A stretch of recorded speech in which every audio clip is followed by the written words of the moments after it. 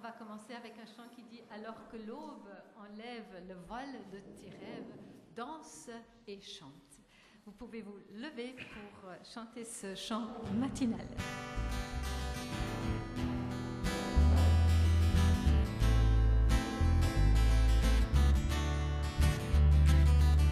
Alors que l'aube enlève le voile de tes rêves, danse, danse et chante. Quand le soleil se lève, à peine la nuit s'achève, danse, danse et chante.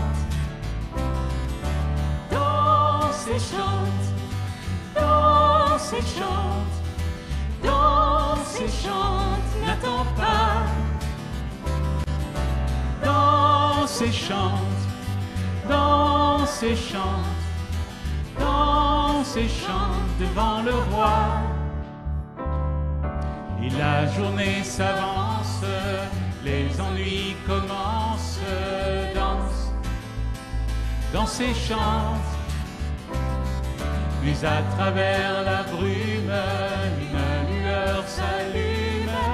Danse, danse et chante. Et lorsque la nuit tombe, quand s'éteint le monde, danse, danse et chante. Le ciel et les étoiles devant tes yeux s'étalent. Danse, danse et chante. Danse et chante, danse et chante. Danse et chante, n'attends pas. Danse et chante, danse et chante, danse et chante devant le roi. N'attends pas. Vous pouvez prendre place. Et j'aimerais accueillir ce matin tous ceux pour qui c'est vrai qu'à peine l'aube enlève le voile des rêves, ont envie de danser et de chanter. Bienvenue à tous ceux qui sont, et celles qui sont heureux ce matin. Et vous avez bien fait de venir parce que c'est bien de dire merci à notre Seigneur pour notre bonheur, pour notre joie de vivre. Et ne pas oublier que c'est lui le donateur. J'aimerais aussi accueillir ceux et celles qui ont le cœur lourd ce matin à cause de diverses raisons. Vous avez bien fait aussi de venir et de chercher la présence du Seigneur, de lui dire aussi notre peine.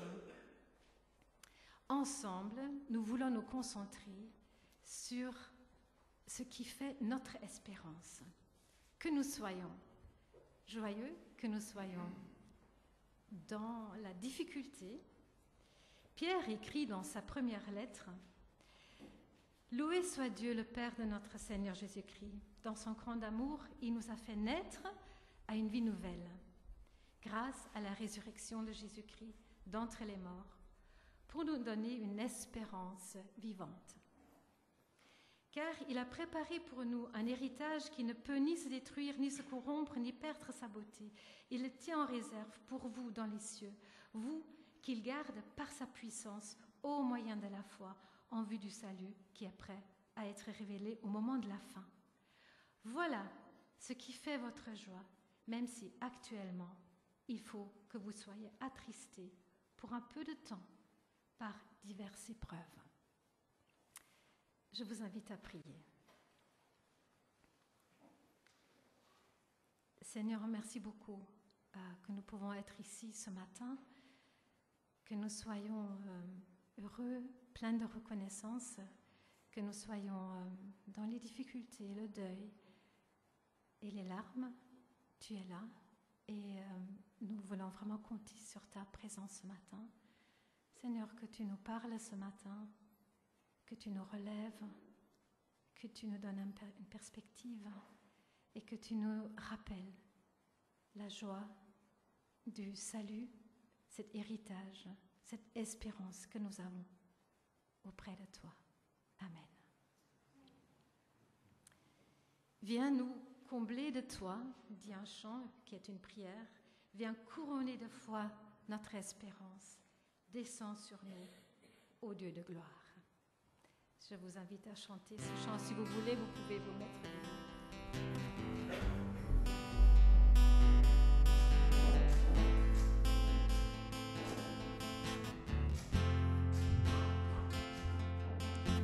Du sein de notre Dieu, de l'infini des cieux, descend de son saint lieu sur nous. Le flot de son amour, que tant de paix entoure, de bienveillance et de grâce envers nous. Et là pour l'adorer, nos cœurs émerveillés reçoivent sa bonté, la joie de vivre son alliance au puits de sa présence, des sources inépuisables de sa gloire. Viens nous combler de toi, viens couronner de foi notre espérance. Descends sur nous, ô Dieu de gloire.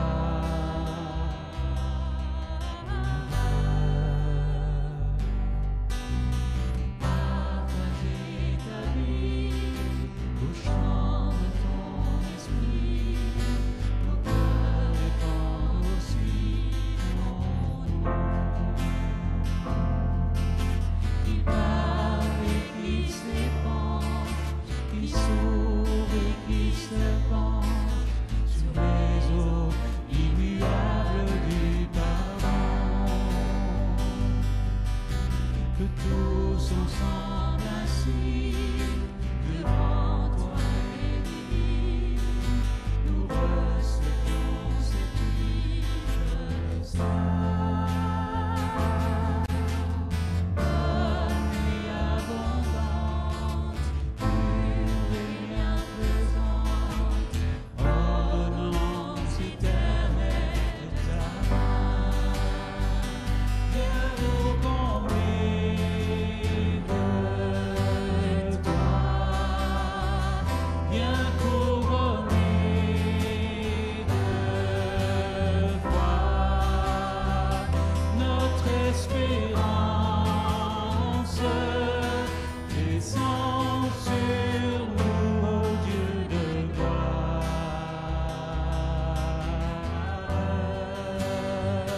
Viens nous combler de toi, viens couronner de foi notre espérance. Descends sur nous, ô Dieu de gloire.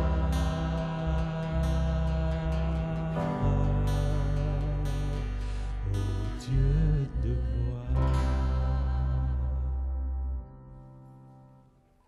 Vous pouvez prendre place. Et j'aimerais qu'on regarde une peinture et que vous me dites ce que vous voyez là-dessus. Qu'est-ce que vous voyez? Pardon? Ou qu'est-ce que ça représente? Merci Pierre. L'ascension, exactement. Donc, on a fêté l'ascension jeudi passé, 40 jours après la Pâque et 10 jours avant la Pentecôte. Luc, qui a écrit l'Évangile, a écrit un deuxième livre, le livre des Actes, qu'on est en train d'étudier pour le moment ici à l'Église. Et il commence son deuxième livre, les Actes des Apôtres, ainsi. Cher Théophile, dans mon premier livre, j'ai exposé tout ce que Jésus a commencé de faire et d'enseigner jusqu'au jour où il fut enlevé au ciel après avoir donné, par le Saint-Esprit, ses instructions à ceux qu'il s'était choisis comme apôtres. Après sa mort, il se présenta à eux vivants et leur donna des preuves nombreuses de sa résurrection. Il leur apparut pendant 40 jours et leur parla du règne de Dieu.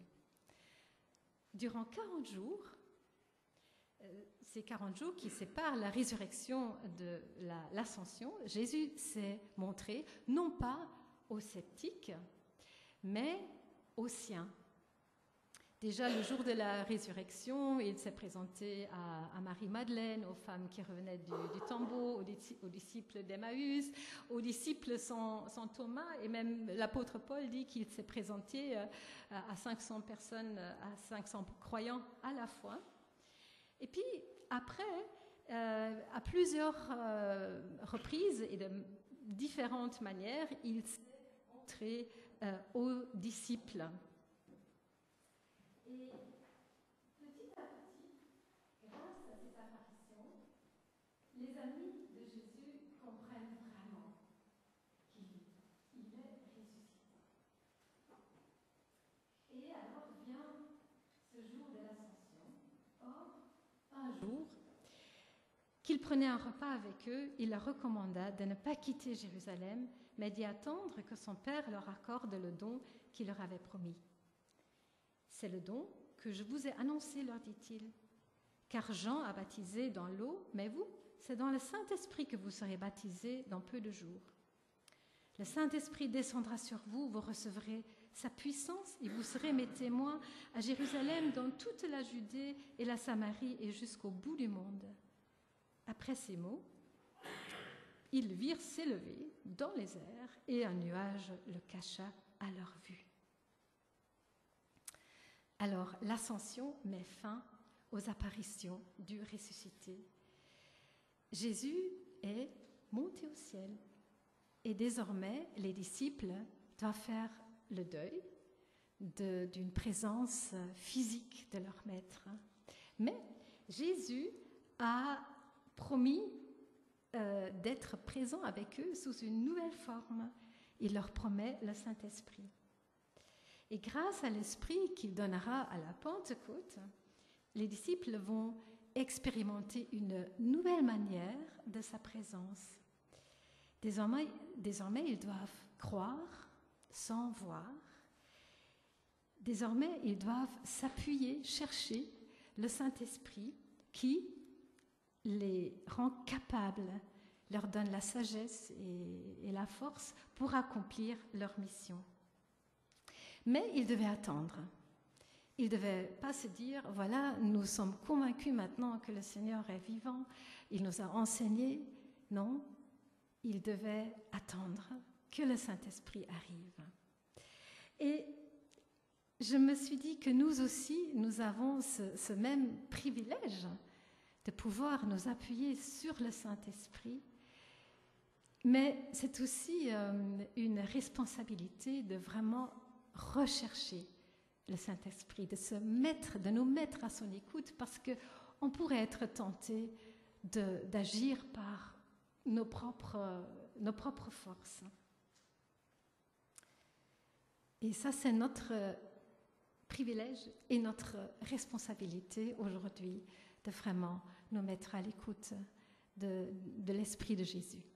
Alors, je demande à Benoît de prier avec nous pour que chacun de nous soit vraiment attentif à la voix de l'Esprit.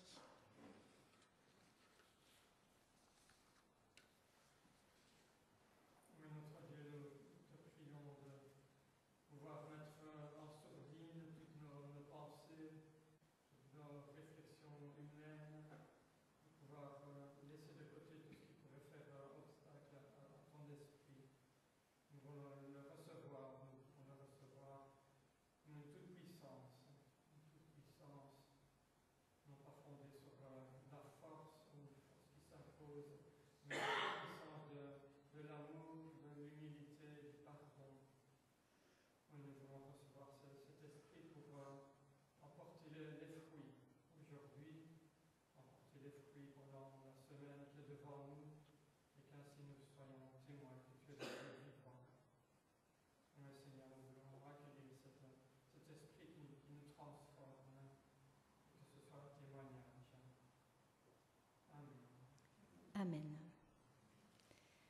Alors, est-ce qu'il y a les clubs aujourd'hui? Oui, ok. Alors, on va chanter un chant qui dit « Viens Saint-Esprit, viens par ton vent, viens par ta pluie, viens par ton feu ». Et pendant ce chant, les enfants peuvent aller dans leur club.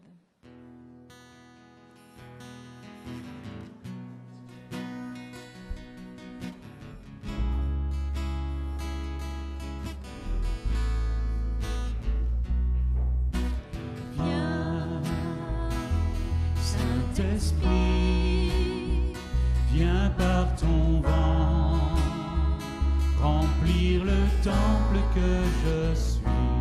Oh, viens, Saint-Esprit, souffle puissant, brise d'amour, courant de vie. Souffle sur moi, souffle sur moi, souffle sur moi, souffle sur moi, souffle sur moi, souffle vent de Dieu. Viens, Saint-Esprit, viens par ta pluie, mouiller la terre que je suis. Oh, viens, Saint-Esprit, flot impétueux, source d'amour, fleuve de vie, coule sur moi, coule sur moi,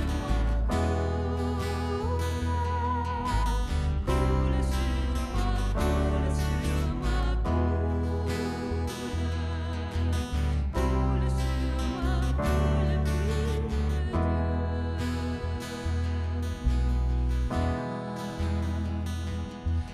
Saint-Esprit, viens par ton feu, brûler le flamme que je suis. Oh, viens, Saint-Esprit, feu dévorant, brasier d'amour, flamme de vie. Embrasse-moi, embrasse-moi, brûle.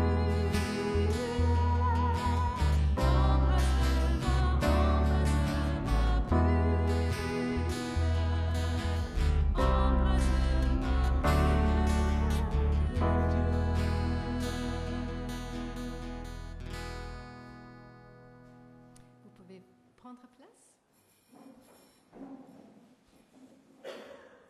On va faire un pas en arrière. On est au vendredi saint.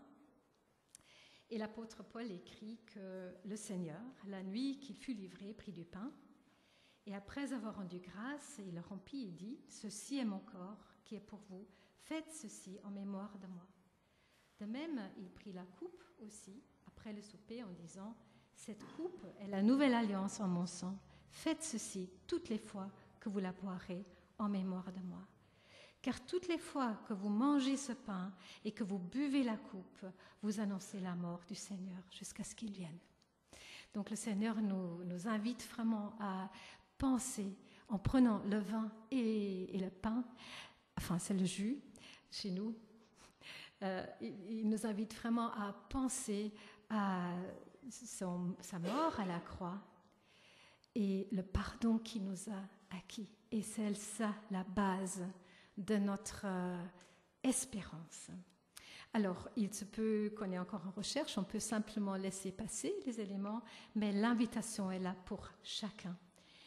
Et pendant que Véronica, Neil et Joël vont distribuer les aliments, nous allons chanter « Viens », parce que l'invitation s'adresse à chacun. Viens, puisqu'il t'invite à sa table et qu'il t'appelle à ses côtés. Viens, il suffit d'ouvrir ton âme à son amour et sa bonté.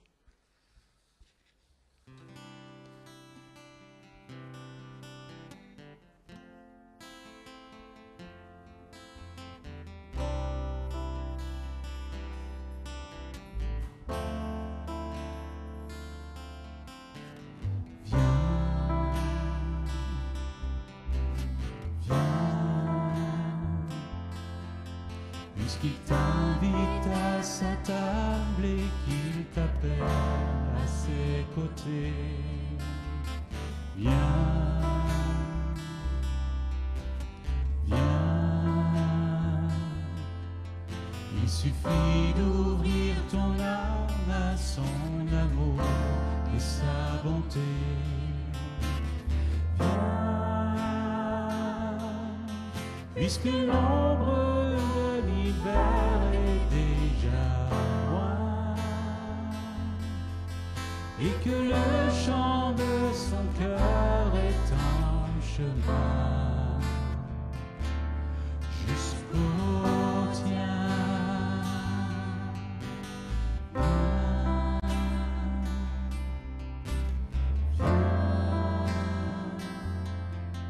Partager le pain de vie avec celui qui t'a créé.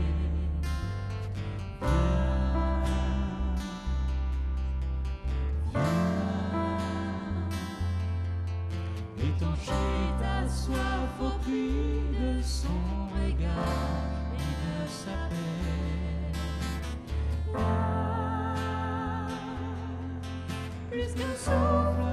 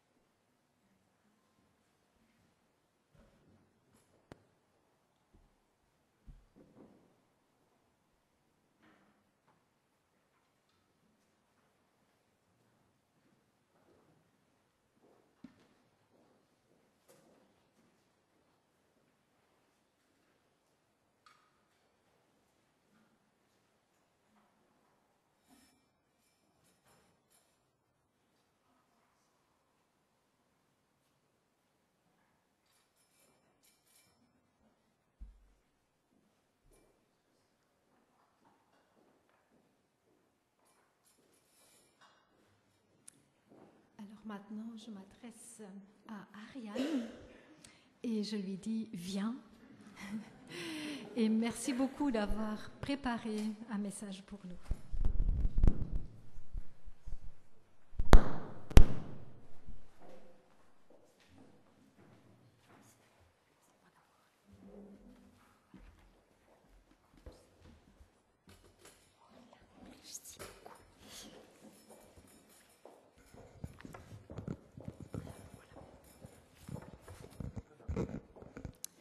Bonjour à chacun et chacune.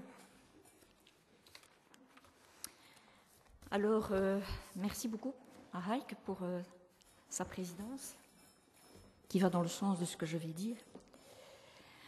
Et donc la prédication d'aujourd'hui ne fait pas partie de la série sur le livre des Actes, mais a quand même un lien très fort avec ce livre.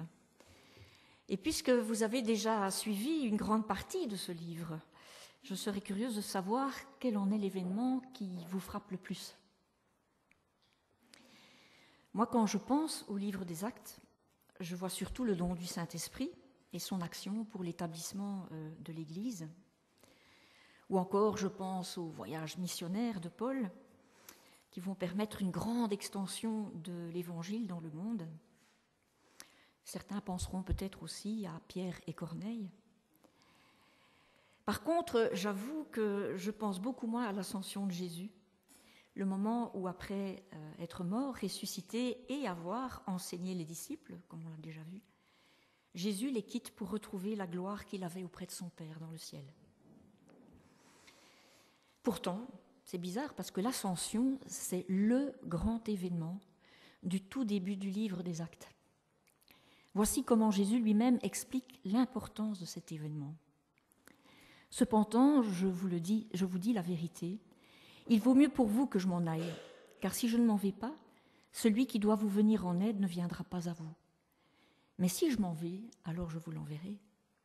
Et quand il viendra, il prouvera aux gens de ce monde leur erreur au sujet du péché, de la justice et du jugement de Dieu. Donc, sans ascension, pas de Pentecôte, et sans Pentecôte, pas d'Église.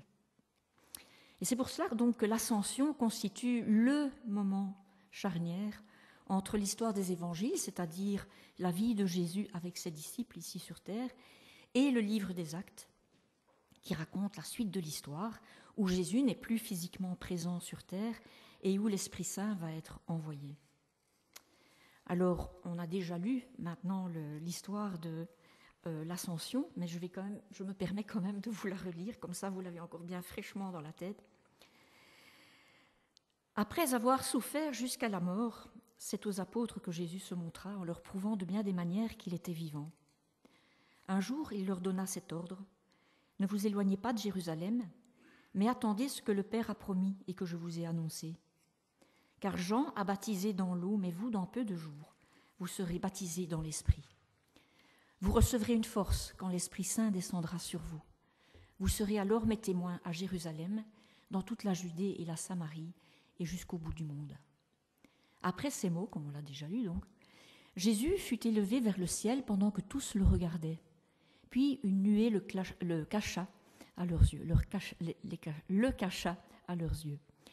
Ils avaient encore les regards fixés vers le ciel où Jésus s'en allait, quand 2 hommes habillés en blanc se trouvèrent près d'eux et leur dirent : « Jean de Galilée, mais pourquoi restez-vous là à regarder le ciel ? Ce Jésus qui vous a été enlevé pour aller au ciel reviendra de la même manière que vous l'avez vu s'en aller. » Les disciples avaient beau avoir été préparés au départ de Jésus, ils ne s'attendaient quand même pas à ce que ça se passe comme ça, je crois. Et cet aspect inattendu de l'événement m'a rappelé une prédication récente de Dario, où il posait la question : sommes-nous prêts à l'inattendu ? Et cette question, elle m'a interpellée. Dans mon cheminement avec Dieu, suis-je prête à l'inattendu ?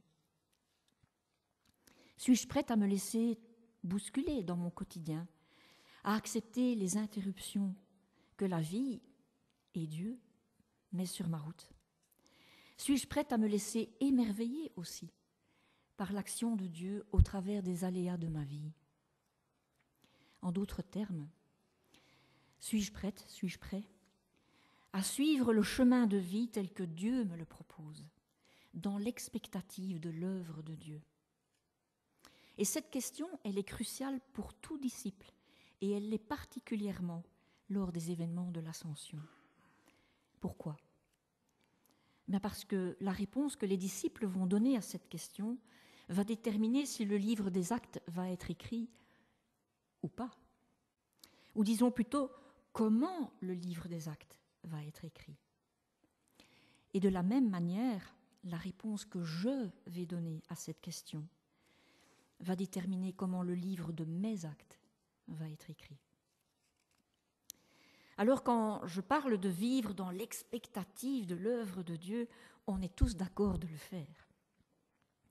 Par contre, pourquoi, en tant que disciple de Christ, faudrait-il s'attendre à être bousculé, à être interrompu dans sa vie quotidienne ? Pourquoi faudrait-il voir dans l'inattendu, même parfois très négatif, un possible potentiel positif ? Eh bien, cela tient sans doute en premier lieu à la personnalité même du Dieu que nous voulons suivre. Toute la Bible nous parle de Dieu comme le Dieu de l'inattendu. Les Hébreux ne s'attendaient absolument pas à ce que la mer Rouge s'ouvre devant eux au moment propice.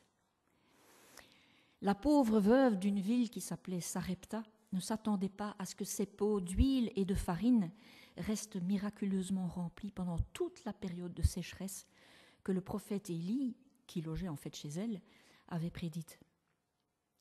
Joseph ne s'attendait pas à perdre des années en prison pour un crime qu'il n'avait pas commis. Et les disciples ne s'attendaient pas à voir la mort si violente de Jésus et encore moins à voir sa résurrection. Voici ce que le prophète Ésaïe écrit à propos de notre Dieu. En effet, dit le Seigneur, il y a autant de distance entre ma façon d'agir et la vôtre, entre ce que je pense et ce que vous pensez, qu'entre les cieux et la terre. Alors bien sûr, avec une telle description de notre Dieu, un Dieu que nous ne pourrons jamais vraiment cerner, ni caser dans un schéma ou une définition, eh bien il est inévitable que nous soyons surpris par son action dans nos vies, ou même aussi par son silence. Il est inévitable que ces voies, que les voies de Dieu nous amènent, que Dieu nous amène à suivre, soient parfois inattendues, déroutantes, voire même incompréhensibles parfois. Je ne sais pas ce que Dieu me réserve dans la vie, je ne sais pas ce qu'il vous réserve dans la vôtre.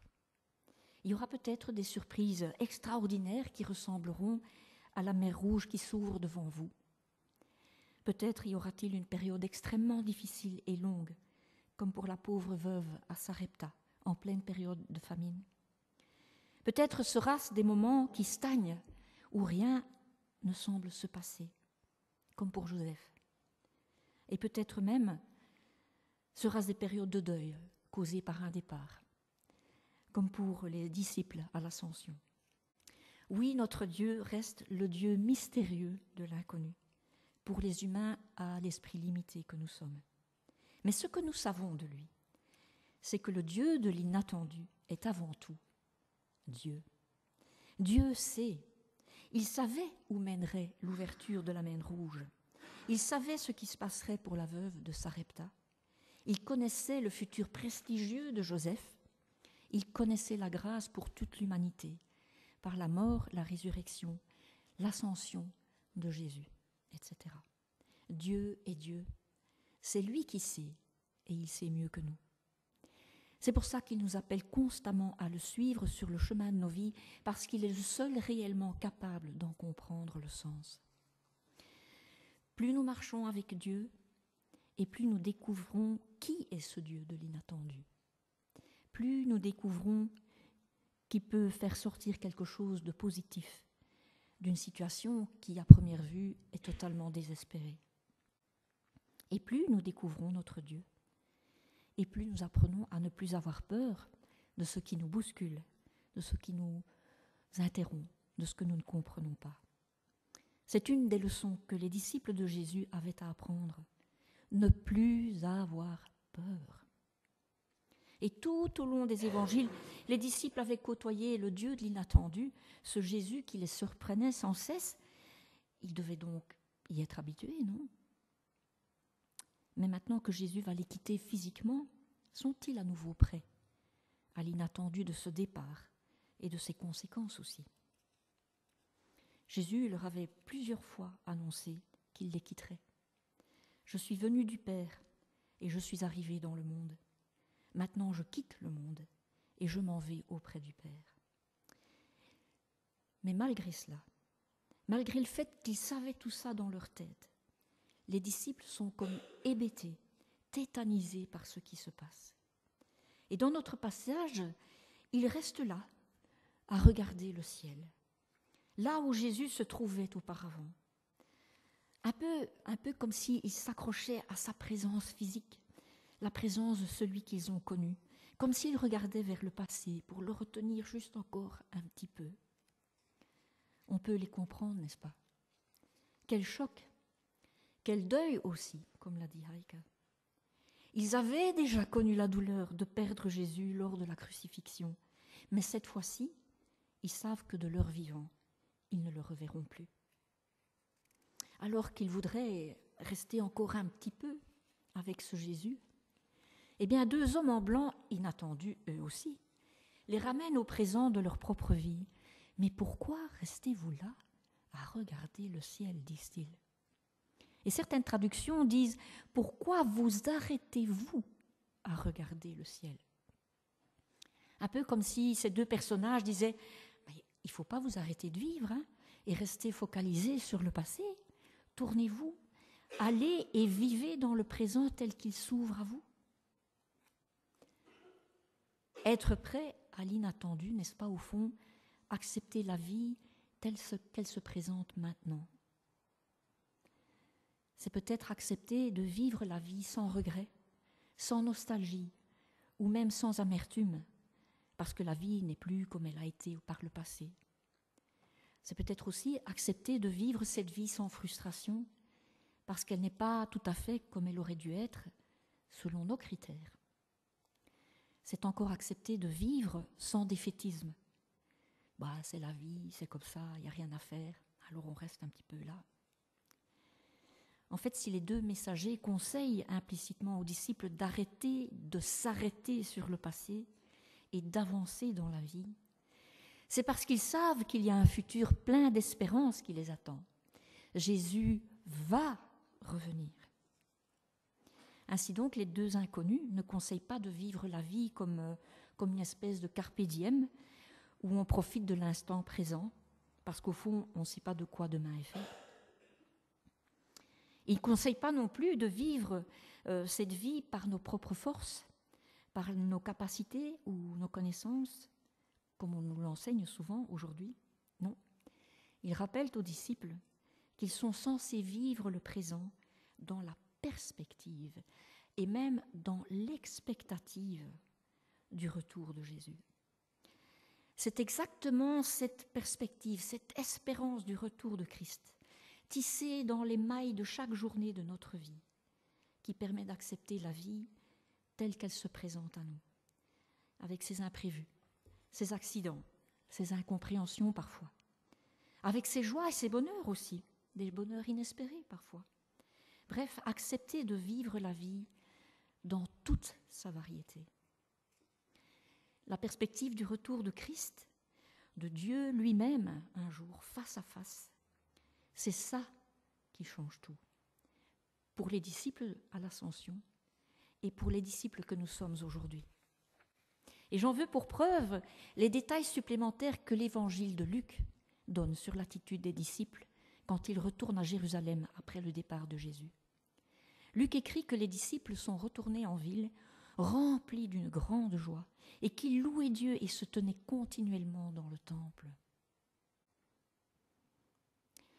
En fait, je vois dans l'inattendu de l'apparition de ces deux envoyés de Dieu la bonté, la tendresse même, le soutien de Dieu pour ses enfants. Parce que leur message va donner aux disciples le petit coup de fouet dont ils ont besoin pour pouvoir avancer. Parce qu'en réalité, ces deux hommes ne font que répéter ce que Jésus a déjà promis, ce que les disciples savent déjà, mais que dans le deuil, la tristesse, ils risquent d'oublier. Il est bien vrai, n'est-ce pas, que dans la difficulté, le chagrin, on peut parfois oublier les promesses de Dieu. Alors ces deux envoyés viennent rappeler une dernière fois la réalité, la véracité de toutes les promesses que Jésus a faites. Oui, Jésus va revenir comme il l'a promis. Et du coup, si cette promesse-là est vraie, alors tout le reste l'est aussi. Oui, en attendant ce jour glorieux de son retour, ils vont recevoir celui qui doit les aider à vivre la vie dans la perspective joyeuse du retour de Jésus. Et oui, encore, ils vont pouvoir être les témoins de Christ jusqu'aux extrémités de la terre. Cette simple phrase, « Ce Jésus qui vous a été enlevé pour aller au ciel reviendra de la même manière que vous l'avez vu s'en aller », cette simple affirmation va créer l'étincelle nécessaire, le souvenir de toutes les autres promesses de Jésus, pour permettre aux disciples de passer du deuil à l'espérance, de la tristesse à la joie, du silence hébété à la louange, de l'apathie en regardant vers le ciel à l'action. Eh bien, mes amis, la bonne nouvelle, c'est que toutes les promesses de Jésus sont toujours valables pour les disciples que nous sommes aujourd'hui. Jésus va revenir comme il l'a promis. Et en attendant ce jour glorieux, nous avons reçu l'Esprit de Dieu pour nous aider à vivre une vie d'espérance, dans la perspective de son retour. Et oui, encore, nous pouvons être les témoins du Christ là où nous sommes, et pourquoi pas jusqu'aux extrémités de la terre. La perspective du retour de Christ et toutes les autres promesses de Dieu qui l'accompagnent nous permet de vivre la vie dans toute sa variété, de l'accepter avec joie, reconnaissance et louange. Je vous lis la suite immédiate du passage sur l'ascension dans le livre des Actes. Les apôtres retournèrent à Jérusalem. Ils montèrent dans la chambre où ils se tenaient d'habitude. Ils se réunissaient régulièrement pour prier avec quelques femmes. Ce qui est étonnant dans ce passage, et Hayek l'a souligné, c'est que directement après que les disciples aient été reboostés par les événements de l'ascension, eh bien, pardon, il semble tout d'abord qu'il ne se passe pas grand-chose. Il y a comme un temps d'attente, une attente active, c'est vrai, hein, ils louent, ils prient, etc., mais une attente quand même. C'est d'ailleurs exactement ce que Jésus leur avait dit. Cette attente, pardon, je vous lis d'abord le texte, « Ne vous éloignez pas de Jérusalem, mais attendez ce que le Père a promis et que je vous ai annoncé. » Cette attente, où entre guillemets, il ne se passe pas grand-chose, est voulue par Dieu. Il fallait que les disciples attendent que le Saint-Esprit soit donné. Il fallait que l'Esprit n'arrive pas tout de suite. Pourquoi ? Pourquoi ça ? Pourquoi ce temps d'attente ? Parce que ce temps d'attente était nécessaire pour préparer les disciples à quelque chose de plus grand, qui allait changer toute leur vie, à tout jamais. La Pentecôte et puis ses suites aussi. J'en déduis donc qu'il ne faut pas mépriser nos passages à vide, les temps d'attente inévitables dans nos vies, parce que ces temps difficiles peuvent, s'ils sont vécus dans la confiance, dans les promesses de Dieu, devenir des temps de préparation pour quelque chose d'autre, des temps où on mûrit aussi.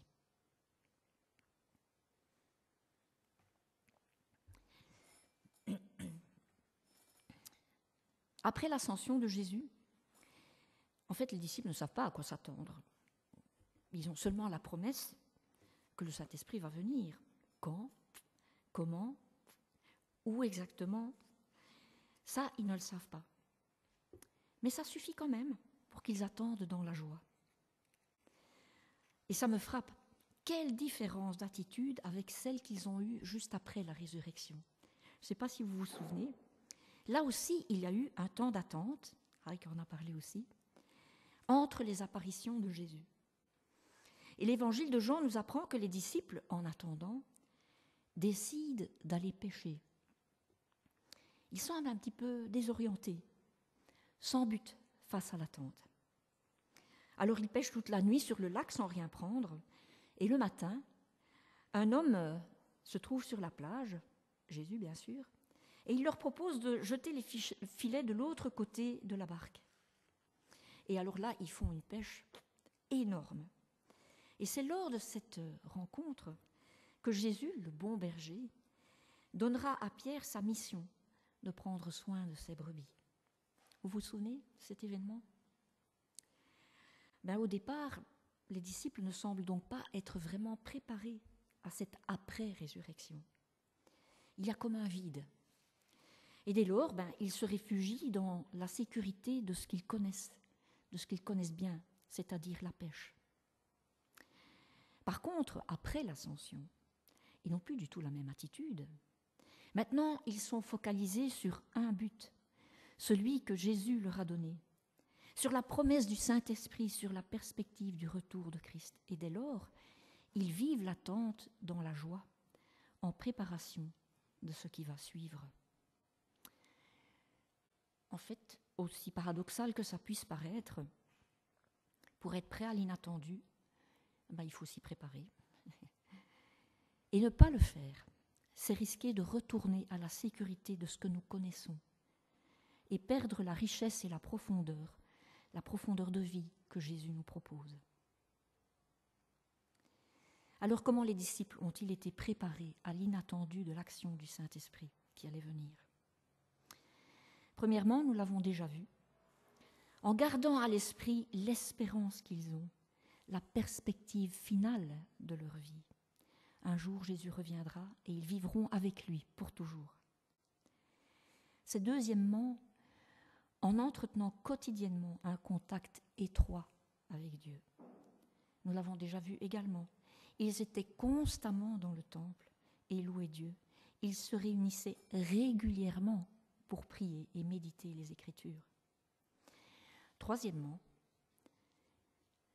en obéissant à la volonté du Christ, pour agir en fonction de leur but final, le retour de Christ. Oui, ils ont obéi au commandement de Jésus. Ils ont attendu le nom du Saint-Esprit. Ils se sont donc soumis à la discipline de Christ. Et ce faisant, ils ont agi comme de vrais disciples de Christ.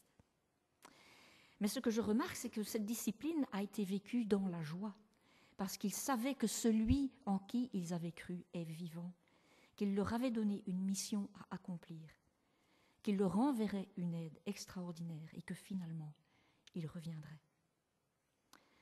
Nous, à notre tour, nous sommes appelés à suivre la discipline du Christ, tout en gardant à l'esprit notre espérance, en entretenant régulièrement une relation étroite avec Dieu et en obéissant à sa volonté jusqu'à ce qu'il revienne. C'est vrai qu'on n'aime pas trop le mot discipline. Pourtant, les événements de l'Ascension nous montrent que cette discipline n'a pas rendu les disciples durs. Au contraire, en découvrant de plus en plus qui est le grand Dieu de l'inattendu, ils ont été remplis de joie, de reconnaissance et de louange. On peut même parler d'émerveillement face à la grandeur de Dieu. Alors, en conclusion, je dirais qu'à l'heure actuelle, nous sommes dans la même situation que les disciples de l'Ascension. Nous devons vivre par la foi, comme l'a dit Heike aussi, sans la présence physique de Jésus. Et pour vivre en disciples de Christ, nous sommes confrontés, tous, tout comme les premiers disciples, à cette fameuse question: suis-je prêt, suis-je prête à suivre le chemin de vie tel que Dieu me le propose, dans l'expectative de l'œuvre de Dieu? Si la réponse est positive, alors, tout comme nos prédécesseurs, vivons notre vie dans la perspective finale du retour de Christ. Comment ça? En acceptant de suivre le grand Dieu de l'inattendu, parfois incompréhensible pour nous. En acceptant de vivre la vie dans toute sa variété, sans regret, amertume ou défaitisme. En suivant la discipline du Christ aussi, chaque jour, comme une préparation pour aller toujours plus loin. Et en allant de découverte en découverte sur notre grand Dieu, nous pourrons vivre comme ses premiers disciples, pleins de reconnaissance, dans la louange et la joie de revoir Jésus un jour. Nous le reverrons, les amis.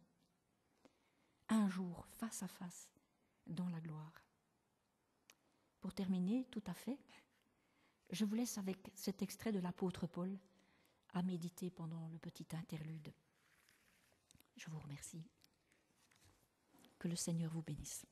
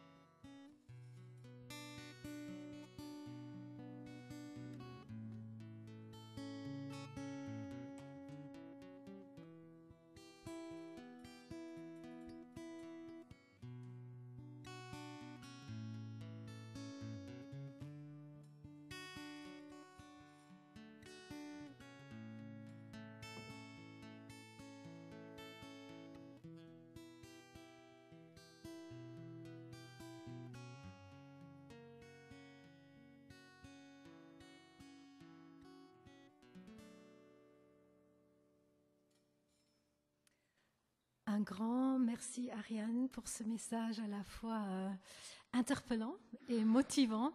Merci beaucoup Paul aussi pour ce beau morceau musical qui nous a permis aussi de continuer à réfléchir un peu sur ce que nous venons d'entendre. Et puis on aura les jours qui viennent pour réfléchir encore. Alors maintenant, on aura encore les annonces. C'est Pierre qui va nous les présenter.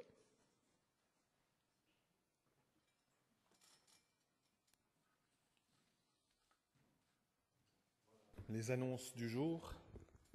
Nous sommes dans la semaine des PEP. Je sais que ce jeudi, il y a le PEP de Uccle. Est-ce qu'il y a le PEP Oderghem? Il y a le PEP Rixensart-Sterrebeek vendredi? Oui. Ouais, normalement. Autre PEP à signaler cette semaine? Non, voilà.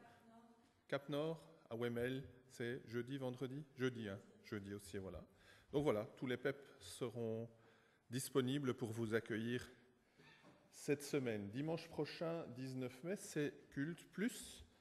Le dimanche pas comme les autres pour les enfants, sur le thème du recyclage, avec Éric de Bast. Donc amenez vos enfants. Pas mal d'amis présents dans la salle, en voilà qui courent vers un but. Hein, on parlait de courir vers un but. Qui ici se prépare pour les 20 km? Benoît, Paul, Neil et Priscilla. Ça, c'est le plus important. Voilà, c'est chouette. Bonne préparation à vous, mais on insiste surtout pour que le 26 mai, vous soyez attentifs aux conditions de circulation qui vont venir se cumuler peut-être avec le carrefour Léonard qui est bloqué. Donc, soyez bien attentifs aux conditions de circulation le 26 mai. Le vendredi 31 mai, je crois qu'il y avait un café Théo. Paul, est-ce que c'est confirmé le 31 mai? Ouais. Café Théo chez Audrey. Et puis le 30 juin, donc je le répète parce qu'on l'a dit la semaine passée, mais c'est une nouvelle date qu'on vous annonce. Le 30 juin, on finira l'année scolaire en mangeant ensemble après le culte. Voilà. Vous savez comment communiquer avec nous et comment nous communiquons. Votre adresse email, c'est l'essentiel. Audrey est sur la route de retour avec Nathan aujourd'hui, donc vous pouvez l'ennuyer de nouveau à partir de demain. Vous avez son numéro de téléphone. Lydia est en congé parental toujours. Et bonne nouvelle, elle est sortie de l'hôpital fin de semaine, je ne sais plus quel jour, vendredi, merci. Et voilà, j'imagine qu'elle se repose encore en Suisse pour l'instant avec Léo et puis qu'elle sera bientôt de retour à Cesse. Mais voilà, il faut encore continuer à penser à elle parce que c'était un peu long quand même, une dizaine de jours en clinique. Et voilà, elle se remet lentement, mais elle se remet quand même et on est reconnaissant. Ah oui, la table des annonces. Je regarde un petit peu chaque dimanche si je trouve des nouveautés. Alors, première chose, on continue. Sophie, qui pense toujours à nos cartes postales, vous invite à signer une carte postale pour Lydia. Je la mettrai là-bas à l'entrée. N'oubliez pas de venir signer. J'ai trouvé ceci comme nouveauté, la Société biblique qui nous invite à soutenir Parole à l'école, c'est-à-dire comment faire. Ils équipent des écoles avec un petit kit pour la découverte de ce qu'est la Bible. Et donc voilà, pour nous les aider dans ce travail, ils vous proposent de participer à cette action qui s'appelle Semences de croissance ou Parole à l'école. Caroline a mis, pour ceux qui veulent les feuilles d'annonce, les annonces du mois de mai. Il y en a quelques-unes à disposition. Et je vous rappelle qu'elles sont toujours annexées au culte que vous recevez par mail. Voilà, je regarde tous mes autres papiers. Ce n'est pas des nouveautés, donc ça, j'en parle pas. Et comme chaque dimanche, il y a un café qui vous attend. Bon dimanche à chacun. Bonne fête aux mamans et à ceux qui fêtent leur maman. N'oubliez pas de fêter votre maman, hein, si vous avez la chance d'en avoir encore une. Avant le café, si vous voulez, vous pouvez soutenir les différentes œuvres et donner un peu d'argent. Il y a les paniers qui vont circuler. Je demande aux trois dames de bien vouloir faire passer les paniers et on chante un dernier chant qui s'appelle tout simplement « Bénédiction ».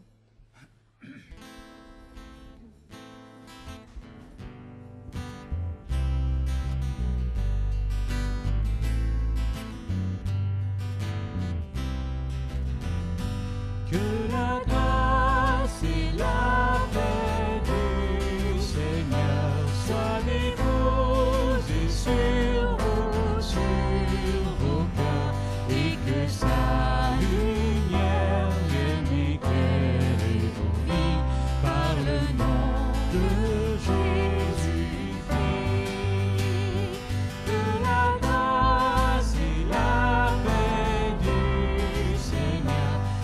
déposer sur vos cœurs et que sa lumière vienne éclairer vos vies par le nom de Jésus-Christ. La grâce et la paix du Seigneur soient déposées sur vos cœurs et que sa lumière vienne éclairer vos vies par le nom de Jésus-Christ.